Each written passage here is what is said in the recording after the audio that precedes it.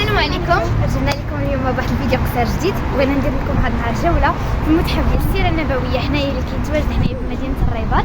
المهم حنايا دابا جينا ليه، هذه اول نجي لينا، اول مره غادي نجيو ليه، وبغينا نشاركوا معكم من الداخل تشوفوا شنو معنا كلشي، وخليكم معنا. المهم حنايا دخلنا المتحف، هذه اول حاجه الصراحه كان زوين بزاف. كنصحكم انكم تجيو تزوروه، خصوصا ان الدخله ديالو مجانا، يعني دونك غتستافدوا منه بزاف، فاي واحد كان هنا في الرباط يجي يزورو.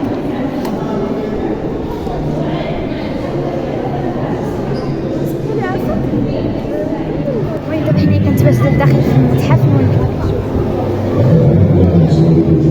المهم حنايا كنتواجدوا واحد الشاشه، واحد التقنيه انها كتعرض الحديث ديال الرسول صلى الله عليه وسلم، وهنا كنشوفوا الادوات اللي كان كيستعملها الرسول صلى الله عليه وسلم في الحديث ديالو.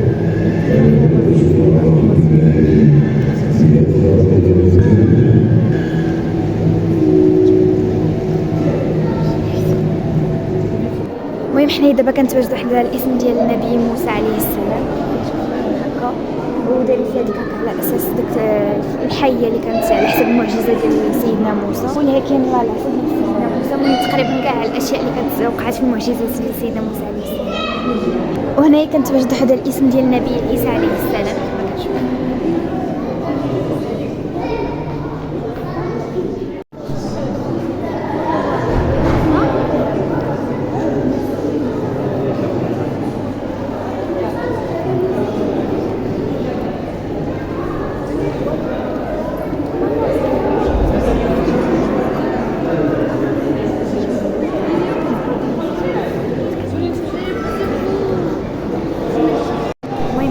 راه زوين بزاف، فيه بزاف بيتشاف، بزاف البلايص اللي زوينين بزاف، غير هو جا ممنوع التصوير. هادو ماشي بلايص نقدرنا اننا نخطفوهم نصور لكم دغيا، ولكن انا كنصحكم باش انكم تجيو باش تشوفوا هادشي اللي انا ما قدرتش نصور لكم، وكنوعدكم انكم ما غاديش تندموا. وكما قلت لكم بلي راه الدخول راه مجانا، كيتواجد هنا في الرباط، سميتو متحف السيره النبويه. المهم حاولت نقرب لكم صورة أوضح لهذا المتحف من خلال فيديوهات أخرى لقيتهم هنايا منتشرين في الإنترنت. ربما بشحال اللي ما كانش ممنوع التصوير، يعني حيت حنايا ما جيناش له يعني فور الافتتاح ديالو، يعني عاد دابا كتبت انا نجيو له كان ممنوع التصوير، فهنايا هادو لقيتهم باش نزيد نقرب لكم على شنو كيتواجد تما. المهم هادشي تقريبا راه كله شفناه، غير ما قدرناش اننا نصوروه لكم. المهم كما قلت لكم راه متحف زوين بزاف، بحال مثلا هنايا كتلقاو شجره ديال النسب الشريف من الرسول صلى الله عليه وسلم حتى الملك حتى الان. وهنا كتلقاو هكا بحال الحجر اللي كانوا بشحال هادي في عهد الرسول صلى الله عليه وسلم، كما كتشوفوا الجدران من الطين. هادو هما الاسره اللي كانوا بشحال هادي عليهم، كانوا كينعسوا داك الاسلحه اللي كانوا كيستعملوا. ايضا غادي تلقاو بحال هكا ديكورات بنقوشات اسلاميه. هذا مجسم صغير لمكه المكرمه، وكاين عاوتاني واحد بحال المدينه المنوره بشحال هادي كيفاش كانوا. وهنا ايضا كتلقاو بحال واحد المكتبه فيها مختلف ديال المصاحف اللي كتعود لواحد الزمن قديم، كتب اللي كتهضر على السيره النبويه، على التطور ديال الاسلام وكيفاش وصل لينا حتى لدابا. المهم اي حاجه كتعلق بالدين الاسلامي ديالنا او بالرسول صلى الله عليه وسلم كتلقاوها هنا في هذا المتحف كتواجد، سواء كما قلت لكم من كتب، من مصاحف، من اللوحات، بزاف د الحاجات غادي تلقاوهم هنايا.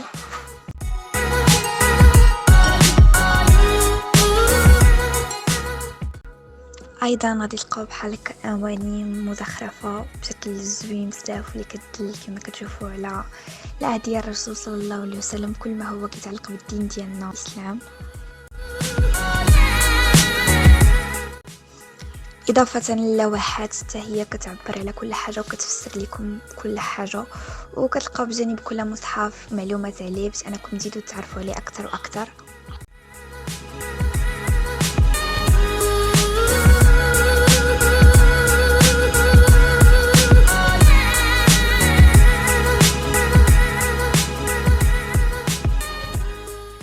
وهنا ايضا كاينين بحال واحد العملات هكا قطع منقوشه داك نقطات زوينين صراحه، واللي قلت لكم كيدلوا على الدين ديالنا والاسلام. اضافه للمصاحف اللي كيعود التاريخ ديالها لزمن بعيد بزاف كما كتشوفوا هنايا، يعني المصاحف اللي كيكونوا قدام بزاف غادي تلقاوهم هنايا متواجدين في هذا المتحف، وكل مصحف عليه معلومه اولا كل كتاب غادي تلقاوه تما، غادي تكونوا تقدروا انكم تعرفوا عليه تما. وايضا اضافه للديكورات بحال غادي تلقاوهم فيهم نقوشات هكا زوينين كما كتشوفوا هنايا. وهنايا ايضا غادي تلقاو واحد المجسم صغير للكعبه بشحال هذه كيفاش كانت كما كتشوفوا هنا متواجده حداكم. اضافه لبزاف ديال الاماكن بحال واحد الحجره اللي كنا دخلنا ليها كانت هي اخر وحده اللي هي دابا اللي كتشوفوها قدامكم، اللي عرضوا علينا الحياه ديال الرسول صلى الله عليه وسلم بواحد التقنيه جد حديثه، تقنيه ثلاثيه الابعاد كما كتشوفوا، كتحسوا براسكم عايشين تما بالضبط. يعني الجدران ديال داك الغرفه، الارض ديال السقف ديالها كلها عباره عن شاشات وكلهم كيعرضوا الحياه، يعني كتحسوا براسكم بانكم لداخل معهم وعايشين كل شيء داكشي اللي كان بشحال هذه. ففريمون كانت الحاجه زوينه تما بزاف، وكل مره كيدخلوكم لواحد الباب جديد بحال مثلا هذا الباب اللي هنايا دخلنا له كيرجعنا للزمن الماضي بشحال باش كنشوفوا الحياه ديال الصحابه كيفاش كانت، بحال مثلا هنايا كتشوفوا اللباس اللي كانوا كيلبسوا بشحال هذه في الحاله ديال الحرب. المهم داك الغرفه راه كترجعكم فعلا باش انكم تعيشوا بشحال هذه تما، كما كتشوفوا الجدران حتى هي دايرينها من الطين كلشي تقريبا. وهنايا هذه هنا كتدخلوا القاعه دايره تقريبا بحال السينما، فيها واحد الشاشه كبيره وكتهز واحد العدد هائل من المتفرجين اللي يقدروا انهم يجلسوا تما وكيعرضوا عليكم الحياه ديال الرسول صلى الله عليه وسلم.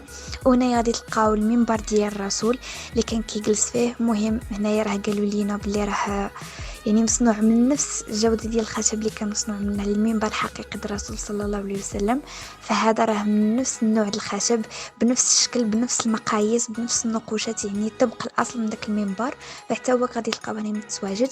وهذه هي داك الحجره الشريفه اللي قلت لكم غادي تدخلوا ليها، هي اخر حاجه. المهم هذه كانت هي احسن حاجه حيت انكم كتحسوا بداكشي تما بحال عايشين معاهم تما، صراحه كانت شي حاجه اللي زوينه بزاف. اضافه لبزاف ديال الحاجات غادي تلقاوهم تما. وبغيت نقول لكم بانه تما ما غاديش تكونوا بوحدكم، غادي تكونوا كمتقسمين على شكل دي جروب، كل جروب كيكون معاه شي جيد اللي غادي يبقى يقيديه ويدير ليه جوله في المتحف كامل. ولي جيد الحمد لله راه كانوا تما متاهلين وعندهم معلومات بزاف لانهم يقدروا يقدموا لكم، فكانوا كيبداو كيشرحوا لنا على كل حاجه، كل بلاصه كنوصلوا ليها كيبداو كيشرحوا لنا عليها. ومهم كاين بزاف تما ما غادي تشوفوا تما وغادي تستافدوا بزاف ديال الحاجات، فكنصحكم انكم تما تمشيو ليه. وكما قلت لكم راه ما عندكمش الصراحه فين غادي تشوفوا شي حاجه، كلشي تما غادي يشرحوا لكم، كلشي غادي يهضروا لكم عليه، يعني ما غادي تفوتوا والو. ان شاء الله غادي دوزوا المتحف الزياره ديالو كامله وغادي يدوز كله مزيان. وهذه هي داك الشاشه اللي قلت لكم كتعرض الحياه ديال الرسول صلى الله عليه وسلم والاسلام كيفاش بدا. المهم كتكون شاشه كبيره مع صوت مرتفع باش انكم تفهموا كل حاجه، وكاينه بالتاكيد ترجمه لحسب اللغه الانجليزيه بالنسبه للاجانب. وني كما كتشوفوا متوجده هنايا واحد كما قلت لكم هكا مجسم صغير للمدينه المنوره بشحال كيفاش كانت، وكاين عاوتاني بحالو لمكه المكرمه. ولقيت كتشرح لكم هكا على كل بلاصه، مثلا هذه كتقول لكم هذه الدار ديال ابو بكر الصديق، هذه الدار ديال عمر بن الخطاب، هذه الدار ديال ابي الارقام، كتشرح لكم هكا كل حاجه، كتقول لكم هذه شنو هي هذه شنو هي هذه شنو هي، ففريمون كتفهموا كل شيء وكتقدروا انكم تشوفوا كل شيء بصوره اوضح. كنقدر ندافع ديالك على الزياره. المهم هادشي كان زوين بزاف. هذا كنتمنى انكم تتم تجيو تقيموا هاد الزياره مزيان، حيت راه هاد البلاصه راه زوينه بزاف. غادي نديروها نمشيو.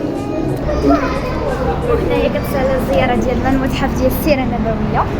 المهم عجبنا بزاف، كنتمنى انكم كيما كنتو تسمعوا